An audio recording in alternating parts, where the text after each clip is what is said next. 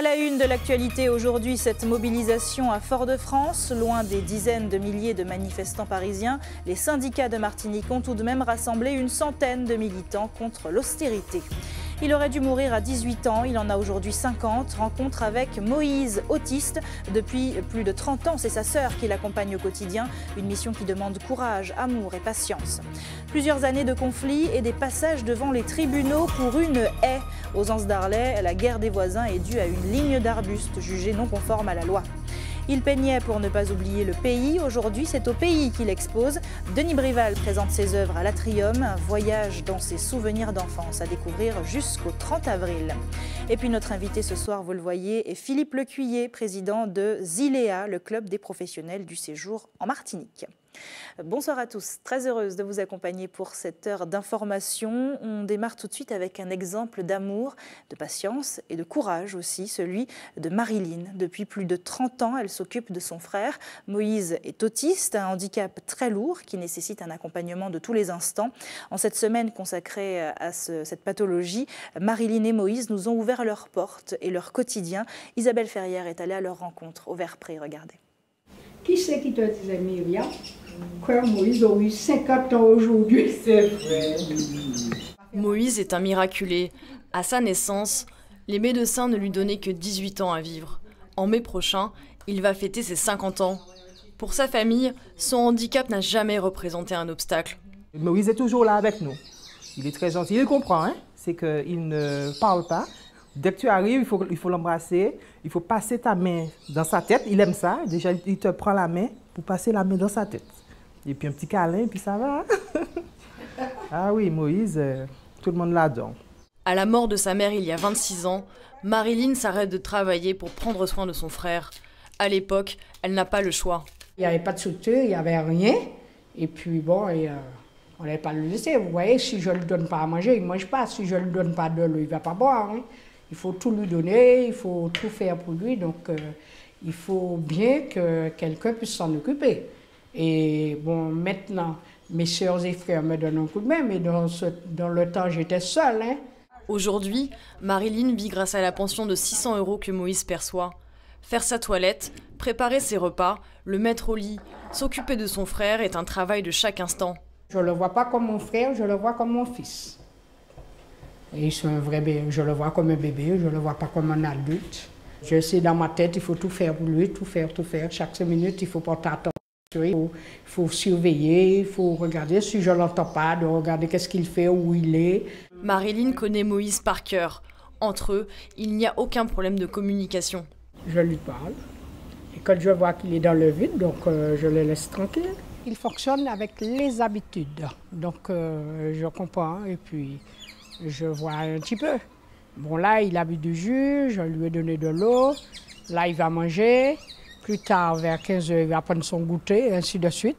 Pour gérer le quotidien, elle peut compter sur l'aide de l'association Martinique Autisme, l'une des rares structures spécialisées de l'île. Malgré son handicap, Moïse jouit d'une santé de fer et d'une énergie contagieuse. Et en Guadeloupe, la journée mondiale de l'autisme a été marquée aujourd'hui. Ce matin, une marche bleue a été organisée dans les rues de Bemao.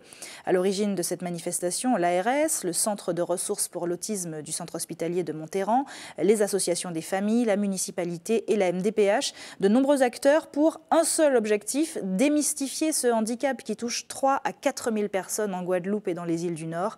Je vous propose d'écouter ces quelques réactions recueillies par Linda Kayarsi. C'est très important parce que ce qu'on voudrait, c'est sensibiliser le maximum de personnes à la cause de l'autisme. Que les gens changent leur regard, en particulier sur nos enfants. Je suis contente d'être là pour accompagner les enfants, pour que les enfants soient plus en sécurité et pour que ça passe bien, quoi. C'est tout un plaisir pour moi aujourd'hui à cette marche-là avec Aurélien, ce qui prouve qu'on peut beaucoup. Et qu'il nous apporte beaucoup. C'est à travers lui que je découvre l'autisme et je prends plaisir à travailler avec lui. Alors Aurélien, ça te fait plaisir d'être là aujourd'hui et participer à cette marche? Oui, ça me fait plaisir, oui. Retour en Martinique avec l'actualité sociale qui est toujours très lourde. Le conflit de la mutuelle UFR entame bientôt sa 3e semaine. Celui de la fourrière départementale est toujours au point mort, au bout de 2 mois déjà de mobilisation. Du côté de la Sotravom, la médiation n'a toujours pas trouvé d'issue. La proposition faite hier soir a à nouveau été refusée par la CSTM. Des discussions sont toujours en cours et le réseau de bus est donc toujours très perturbé. Et ce matin, le mouvement national initié par Force ouvrière a été relayé dans les rues de Fort-de-France. Une centaine de manifestants ont défilé pour dénoncer les mesures d'austérité, une mobilisation pour les salaires, les services publics, l'emploi et la protection sociale à laquelle ont répondu plusieurs syndicats. Parmi eux, la CGTM ou encore le SNETA qui protestait pour sa part contre les mutations des nouveaux enseignants martiniquais dans l'Hexagone. Écoutez le secrétaire général de Force ouvrière, il répond à Louis Sabas. 5,5 millions de chômeurs, nous pensons que ça suffit. 74 000 emplois détruits en 2014, ça suffit. Beaucoup de retraités vivent avec moins de 900 € par an. Nous pensons qu'il est temps de laisser la place au social. Cette austérité a plus de conséquences dans un petit territoire comme le nôtre. Chaque mesure d'austérité, chaque mesure de réduction de l'emploi, de réduction du pouvoir d'achat se fait ressentir de façon beaucoup plus forte que dans un territoire plus immense. C'est l'occasion d'associer à notre mobilisation et qui s'inscrit aussi dans ce cadre de l'austérité, le départ de plus de 50 stagiaires, enseignants, après leur concours, qui sont affectés, bien malgré eux, en territoire hexagonal.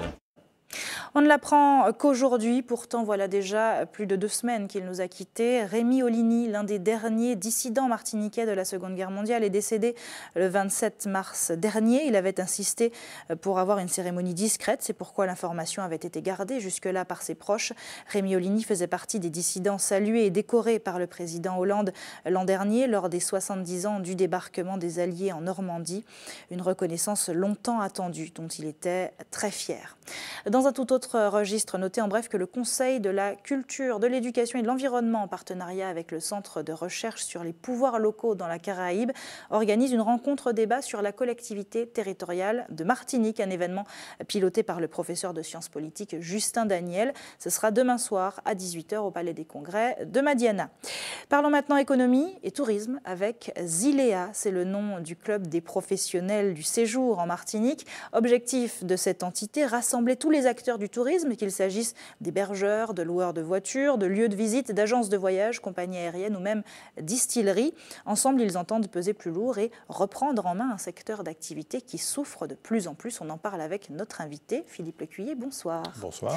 Merci beaucoup d'être avec nous. Vous êtes donc président de Zilea, ce fameux club des professionnels du séjour en Martinique. Alors, il existe déjà des entités représentatives des professionnels du tourisme. On pense au CMT, qui est plutôt global et dans lequel vos membres sont d'ailleurs bien présents. On pense aussi aux syndicats de chaque profession, comme le syndicat des agences de voyage par exemple. Qu'est-ce que votre club apporte de plus ? C'est sa diversité, puisqu'il n'y a pas que des hôteliers. Vous avez cité un petit peu tous ceux qui faisaient partie du panel de notre association. Et on est acteur du tourisme et du développement du tourisme avec le CMT, la région, les institutions, la DIECT et d'autres organisations pour accroître le remplissage de nos établissements, qu'ils soient hôteliers, loueurs de voitures ou autres. Alors le remplissage de vos établissements, justement, 70% de votre clientèle vient de l'Hexagone, 21% sont des locaux, c'est une quasi-exclusivité. Pourquoi est-ce qu'on n'a pas plus d'ouverture au reste du monde? Alors ça fait 70 plus 21, donc on dépasse les 91% de Français, dont effectivement 21% de Martiniquais. Ce qui nous pose des problèmes parce que quand la France tousse un petit peu, c'est l'ensemble de notre économie touristique qui souffre. Donc notre souhait, avec le CMT, avec la région, c'est d'essayer de s'ouvrir sur d'autres destinations, ce qu'on tente de faire depuis assez longtemps. Et pourquoi ça ne se fait pas alors? Parce qu'une compagnie aérienne, quand elle vient s'installer, elle souhaite au début être sûre de son toucher et d'avoir une garantie financière en cas d'échec. C'est ce qui s'était produit il y a quelques années, ça avait pu se faire. Maintenant, il y a une directive européenne qui l'empêche, donc il faudrait que nos politiques trouvent le moyen de contourner un petit peu cette réglementation pour asseoir une compagnie aérienne supplémentaire ou des compagnies aériennes supplémentaires. Finalement, les problématiques du tourisme, est-ce qu'elles sont vraiment entre vos mains? Parce que tout a l'air éminemment politique quand même. S'il y a des rouages. Après, on a nos propres difficultés économiques dans les établissements hôteliers notamment, où on n'a pas la capacité de rénover faute de moyens. Le modèle économique est un peu obsolète. Donc on cherche avec la région, avec le CMT, les moyens là de dépasser ces difficultés pour effectivement investir, pour rendre nos hôtels plus performants et nos équipes plus performantes aussi. C'est tout ce qu'il faut faire pour relancer l'activité touristique en Martinique? Il y a d'autres choses à faire? Déjà, si on règle le problème de l'attractivité de la destination, alors il n'y a pas que l'hôtellerie, il y a les gîtes, il y a les loueurs, il y a la croisière, il y a un tas d'activités qui permettent d'asseoir une destination et au moins de la promouvoir. Donc c'est là-dessus qu'on travaille. Mais on a, c'est vrai pour la partie hôtelière, une difficulté majeure, c'est que le produit n'est pas en adéquation avec ce que les clients attendent maintenant. Maintenant, parce qu'avant, ça correspondait. Il y a 20 ans, c'était parfait. Il y a 20 ans, ça fait longtemps déjà. Voilà. Si la Martinique tente de se relancer, la Guadeloupe semble déjà sur orbite, on va dire ça comme ça. Cette année, la fréquentation hôtelière satisfait les professionnels. Depuis quelques années, les touristes sont au rendez-vous pour la haute saison. C'est en tout cas ce qu'a constaté Linda Kayersi. Je vous propose de regarder son reportage. Dans cet hôtel de charme, dans les Hauts de Saint-François, les réservations affichent complet. Les 7 chambres que compte la structure sont occupées jusqu'au 20 avril. Et pour le mois de mai, le carnet de réservations commence à se remplir. L'année dernière, on avait démarré nos réservations en novembre. Cette année, ça a démarré en septembre. Et c'est vrai qu'on a remarqué que cette année, nous avons plutôt des longs séjours, contrairement à l'année précédente, où on était sur une moyenne de 4 nuits. Là, cette année, on est plus sur une moyenne de 7 nuits, donc c'est très encourageant et on voit que la Guadeloupe est très demandée cette année, donc c'est bien, c'est très bien. Cette année encore, les touristes en quête de soleil sont donc au rendez-vous dans les hébergements cosy, mais aussi dans les plus grandes structures hôtelières comme celle-ci au Gosier. La fréquentation touristique se maintient au gré des saisons. Mais en ce qui concerne la Creole Beach, on va dire qu'on se maintient sur le haut de la vague de la saison touristique, avec une année touristique qui est similaire à celle de l'an dernier. Le nombre de nuitées est sensiblement égal à la période touristique de l'an dernier, avec, comme je vous ai dit, la variable de la route du Rhum qui a amené un volume de clientèle supplémentaire à cette période de l'année, du mois de novembre. Une fréquentation hôtelière qui se porte bien, tout comme l'attractivité touristique pour la destination Guadeloupe. La saison, là, ce qu'on appelle la haute saison, c'est bien déroulé. Nous avons eu des résultats assez satisfaisants sur le plan de l'hébergement, mais aussi sur le plan de la croisière. Donc, après une année 2014 qui était un peu compliquée, parce que vous savez, les différentes difficultés que nous avons rencontrées au cours de cette année, eh bien, la stratégie que nous avons mise en place est payante. Et l'année 2015, la haute saison s'est bien déroulée et nous travaillons actuellement sur la basse saison. De belles perspectives donc pour le tourisme, un secteur qui reste fragile. Oui. Un secteur qui reste fragile, ça vous fait sourire parce que vous savez que c'est vrai. Ouais. Alors, l'avantage de la Guadeloupe, c'est qu'ils ont, plutôt que nous, rénové les hôtels, d'une part. Là, vous interviewez des petits hôtels de 7 chambres, d'autres un peu plus importants. Mais c'est vrai que la rénovation a été faite il y a quelque temps, donc c'est déjà un atout supplémentaire. Alors je ne sais pas s'ils ont eu une déstabilisation des plans de vol, mais nous on a eu une difficulté cette année, c'est que le nombre de sièges offerts était bien inférieur à l'année dernière. Donc même si la clientèle qui réserve de plus en plus tard souhaite venir en Martinique, s'il n'y a pas de siège sur un avion, ils zappent et ils vont ailleurs, peut-être en Guadeloupe. Vous appréhendez le reste de cette année ? On ne va pas faire des scores bien meilleurs que les autres années. Donc, comme on fait notre rentabilité sur la haute saison, puisqu'on perd 6,5 points d'occupation sur cette haute saison, un meilleur tarif, ça n'augure rien de bon pour nos résultats en fin d'année et notre cash flow, justement, pour investir ou pour former le personnel. Merci beaucoup. Je vous en prie. Philippe Lecuyer, d'avoir été avec nous ce soir. Merci bien. Restez avec nous sur ATV. Dans un instant, on ira à l'Atrium pour découvrir une pièce saisissante baptisée « Un obus dans le cœur ». Vous verrez que c'est très émouvant. Et puis Hubert Bornil nous emmènera ensuite voir une créatrice de bijoux qui utilise des matériaux végétaux et notamment des petits morceaux de bois pour faire des bijoux très jolis. Mais avant, direction l'IMS, l'Institut martiniquais du sport, où avaient lieu hier et aujourd'hui les premières rencontres territoriales de la jeunesse. jeunesse. À l'appel du Conseil départemental de la jeunesse, des CMEA et de la direction de la jeunesse, des sports et de la cohésion sociale, 200 jeunes de 16 à 35 ans sont venus prendre part à un débat public. Qu'ils soient étudiants ou déjà dans la vie active, ils ont pu donner leur avis et échanger autour de 4 thèmes: l'emploi, la mobilité, la participation au débat public et le développement durable. Écoutez ces quelques précisions recueillies par Isabelle Ferrière. C'est vrai que les jeunes ont beaucoup insisté sur le thème de la mobilité professionnelle et intellectuelle. Mobilité professionnelle, donc ils ont vraiment relevé le manque de transport, le manque de transport organisé, différentes choses qui les freinent en tout cas dans leur développement, que ce soit professionnel ou personnel. Ils ont aussi proposé un tarif unique puisque souvent aussi c'est un coût important, ce qui les freine aussi également. Et au niveau de la mobilité intellectuelle, là on parle vraiment d'ouverture d'esprit et les jeunes ont vraiment proposé des choses pour qu'il y ait plus d'échanges au niveau de la Caraïbe, au niveau de l'Europe. Et les jeunes sont vraiment impliqués. Il faut savoir que les rencontres territoriales étaient sur 2 jours.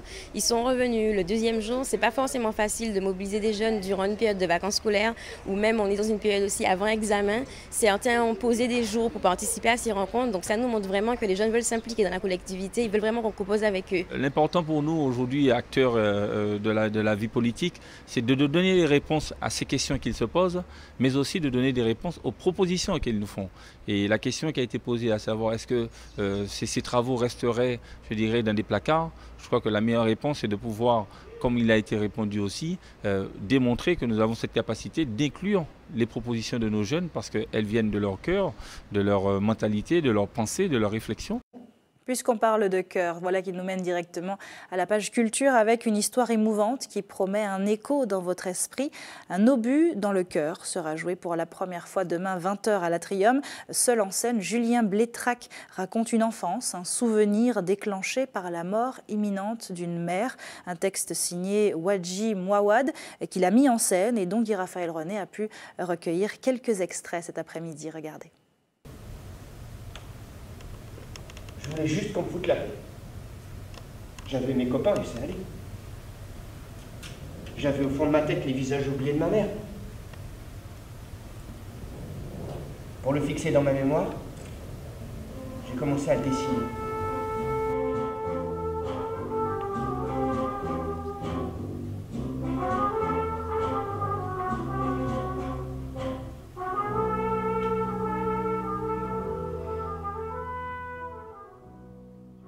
On suit un personnage qui s'appelle Wahab, qui a 19 ans, pendant une nuit, qui va l'amener au petit matin. Il a reçu un coup de fil dont on apprendra l'objet un peu plus tard. Ce coup de fil lui demande de se rendre à l'hôpital pour les derniers instants de sa mère. Ce personnage est en colère contre beaucoup de choses. Et sur le trajet, il va se souvenir de son enfance, de son adolescence. Il va essayer de comprendre quelque chose sur lesquels il a du mal à mettre des mots. Il a la sensation d'être embarqué dans une histoire et il ne sait pas quand est-ce que son histoire a commencé. Mais qu'est-ce que je peux faire? Mais qu'est-ce que je peux faire? Et c'est comme lorsque j'étais petit et que je revenais en pleurant pour trouver consolation entre ses bras. Mais là, ses bras étaient coupés, il n'y avait plus de consolation possible. Plus de consolation. Voilà, une pièce très émouvante à découvrir donc demain soir 20h à l'Atrium. La culture sera aussi à l'honneur tout à l'heure après la tranche info à 20h. Ce soir, Terre d'artistes, comme tous les jeudis, s'embarque dans le Bibliobus et le Césaire-bus pour parler de littérature créole. Nous irons aussi à la rencontre de Christiane Laval, reine de la peinture à l'huile, qui a fait des visages et des paysages martiniquais une source d'inspiration sans fin. Voilà ce qui vous attend. Oui, voilà, il faut que tu fondes. Tu viens dans ce sens-là, comme ça. Oui, plus jeune. J'ai fait les arts déco à Paris et c'est vrai que j'ai intégré les ateliers de peinture là-bas. Et c'est vraiment ce qui me tenait à cœur de reproduire ici. Tu vas jusque-là avec le marron, tu auras le petit noir qui viendra en dessous. Je suis là pour les aider à justement à aller un petit peu plus de l'avant, à se sentir à l'aise dans leur travail. Et à chaque fois que je vois les élèves travailler, ça me donne aussi envie de prendre un petit peu plus de temps pour moi, pour ma peinture.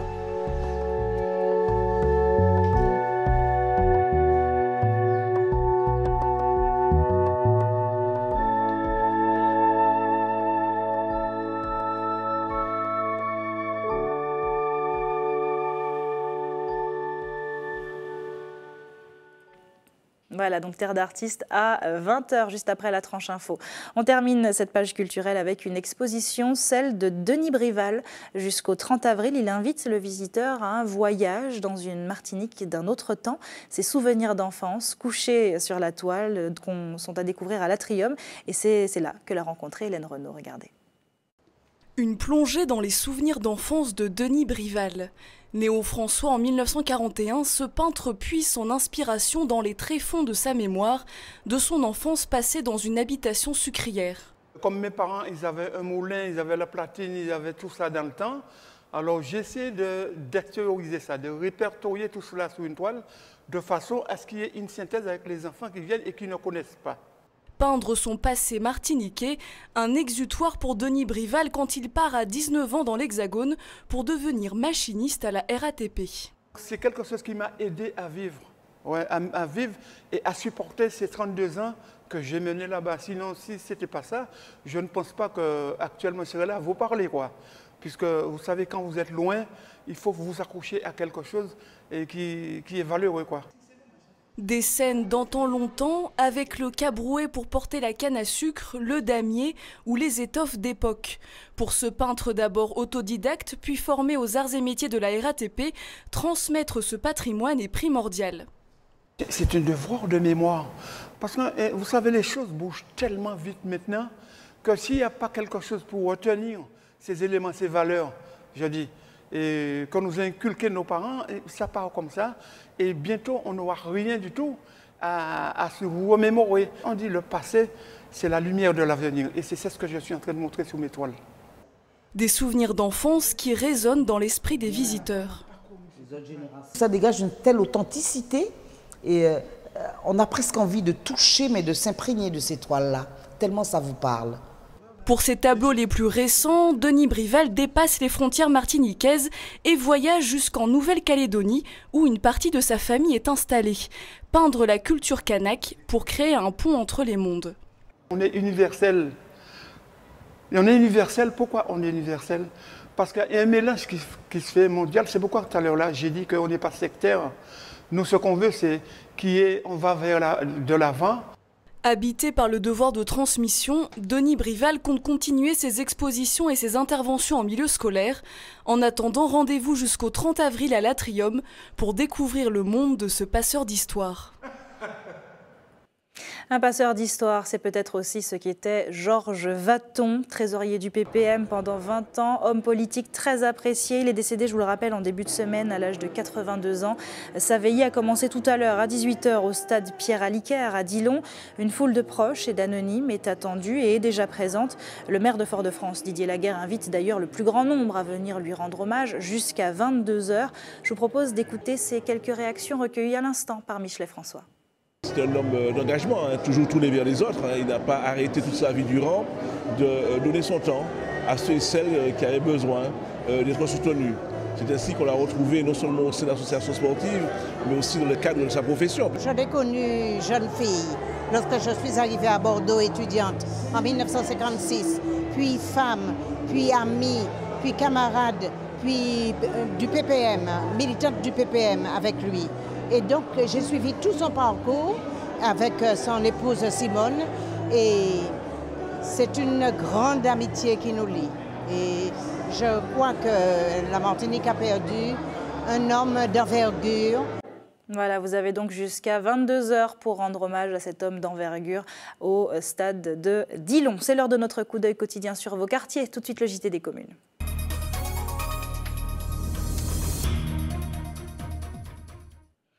Le JT des communes qui commence aux Anses d'Arlay où on ne rigole pas avec les haies au quartier Galochat. Voilà plusieurs années qu'une ligne d'arbustes fait l'objet d'un conflit de voisinage. Les deux propriétaires sont même allés en justice pour cette haie jugée non conforme à la loi par l'un des voisins.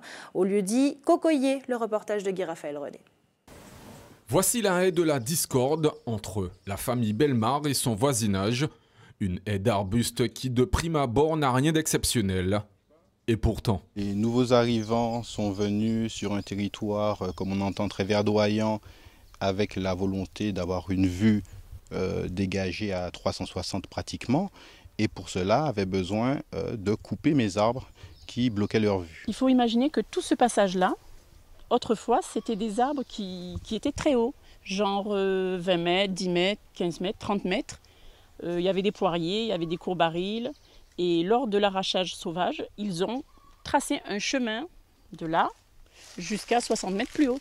Sur vos terres? Sur notre terre, oui. Et tout au cours du procès, à la fin de la première étape, où on nous condamne, Laurent a été forcé à couper tous les arbres qui étaient dans la zone boisée protégée.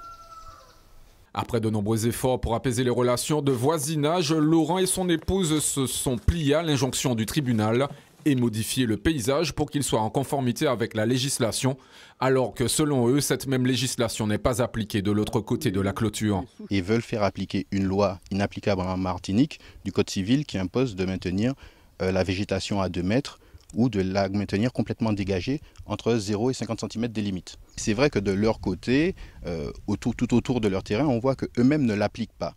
Et je trouve ça normal, cette loi est inapplicable en Martinique, et d'ailleurs quand ils essayent de l'appliquer, ils utilisent systématiquement du désherbant, c'est inapplicable en Martinique. Et puis surtout, nous sommes à Galocha ici, dans une forêt mésophile, avec une végétation qui pousse abondamment. Et voilà, si on veut voir la mer, nous sommes en Martinique, une île, il y a suffisamment de points sur le territoire où cette vue sur mer est disponible. En procès depuis 3 ans, le couple a fait l'objet de plusieurs condamnations pour non-respect des distances et hauteurs de ces arbres qui longent la clôture. Le fait que les locataires soient juges au tribunal fait qu'ils sont à la fois juges et parties. Je pense que c'est pour ça que je suis condamné, malgré la jurisprudence qui est quand même abondante à ce sujet, sur le fait que nous sommes en zone naturelle, que la végétation était en l'état et qu'ils l'ont accepté quand ils ont acheté le terrain, etc., etc. Après un appel rejeté, la famille Bellemare a de nouveau rendez-vous au tribunal, mardi 14 avril prochain. Un œil comme tous les jours sur la carte de l'EFS. Demain, le camion de l'établissement français du sang sera stationné sur le parking de Bureau-Vallée et de la Grande Récré au carrefour Cocotte à Ducos de 13h à 18h. Et puis vous pouvez toujours vous rendre à la Maison du Don à la Ménard de 9h à 16h. Et puis en bref, notez que la caravane des droits de la CAF s'arrêtera sur la place, la place des Fêtes du Marin de 9h à 13h demain. L'occasion pour les associations et puis les bénéficiaires des prestations de la CAF de s'informer et d'être également écoutés. Allez, on termine avec une découverte artisanale. Hubert Bornil et Michelet François sont allés à la rencontre de Lauriane Pernock. À partir de bois et autres végétaux, elle fabrique des petits bijoux, des travaux qui ont déjà conquis une clientèle à l'étranger. Reste maintenant à séduire la Martinique. Reportage.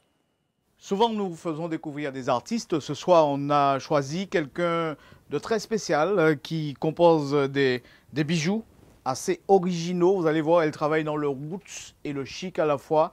Et paraît-il que c'est pour personnes libérées. Regardez. Lauriane Pernock est originaire du Lorrain, cela ne s'improvise pas. Il y a environ 8 ans, sa vie a pris un nouveau tournant. Ça l'a conduit dans la conception de bijoux d'un genre très spécial. Je suis créatrice de bijoux, d'accessoires par extension. Le but premier, c'est quoi? C'est la différence, c'est l'originalité. C'est un objet trouvé au gré des promenades, on le transforme en bijoux. La jeune femme n'a aucune difficulté à assumer ce style un peu marginal. On peut partir d'un produit purement naturel, mais on peut aussi le transformer en lui amenant de la couleur, en faire quelque chose d'autre. On n'est pas obligé au préalable d'utiliser l'objet trouvé tel quel. Cependant, elle considère que ces bijoux s'adressent davantage à des personnes libérées. Excentrique lui paraît trop fort. Être excentrique, oui et non, mais s'assumer, ça veut dire que on aime la différence, on l'accepte, on le montre aussi, parce qu'on peut accepter et ne pas montrer, ne pas vouloir que l'autre puisse le savoir. On n'a pas de problème avec ça, c'est-à-dire qu'on est comme on est et on l'accepte, mais on le montre également. Lauriane compte dans son entourage une clientèle fidèle et en très peu de temps, elle est parvenue à se faire connaître sous d'autres cieux. Je suis partie l'année dernière conquérir le monde, si on peut dire ça comme cela. C'est-à-dire que j'ai fait des Fashion Week, j'ai été faire des expositions. Donc j'ai commencé en mai par le Labo Ethnique, qui est un espace dédié aux talents afro-caribéens, antillais, la mode afro. Si nous traversons misère, si nous traversons l'enmer, c'est pour nous toute la privé premier tout vent.